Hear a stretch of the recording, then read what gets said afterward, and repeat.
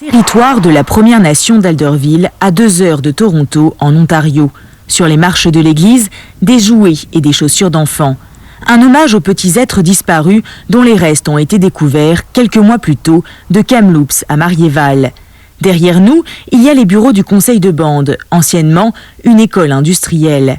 Un avant-goût des pensionnats pour autochtones. Avant la Confédération, il y a un programme d'assimilation en place qui visait à transformer notre peuple en agriculteurs et en fermiers, dit-il. L'école industrielle Alnwick a ouvert ses portes à Alderville en 1848. L'idée était d'associer formation de la main-d'œuvre et religion.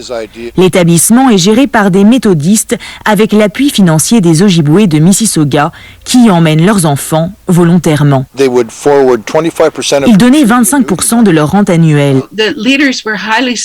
Cela leur permettait de faire des affaires avec le gouvernement britannique.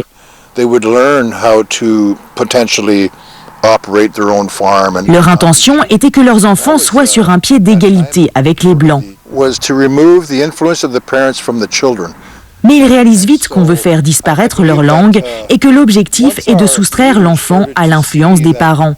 Les rapports sur l'école font état de fugues de parents mécontents et d'une épidémie de typhus qui tue un enseignant et plusieurs élèves. En moins d'une décennie, l'institution perd l'appui des autochtones, des méthodistes et finalement du gouvernement britannique. Mais malgré cet échec, ce type d'école devient quelques années plus tard un modèle d'éducation lors de la création des pensionnats pour autochtones, dont la fréquentation devient obligatoire en 1894. Dave Mowat aimerait aujourd'hui en savoir plus sur ce qui s'est passé dans cette école. Récemment, il a fait venir une équipe de chercheurs de l'université Queen's qui, bénévolement, recherchent des anomalies sur les terrains. Pour ce faire, ils utilisent une technologie de radar à pénétration du sol. Il espère que la découverte ne signifiera pas un autre deuil pour sa communauté, mais veut avant tout que la vérité soit révélée. Ici Camille Feyerheisen, Radio-Canada, Alderville.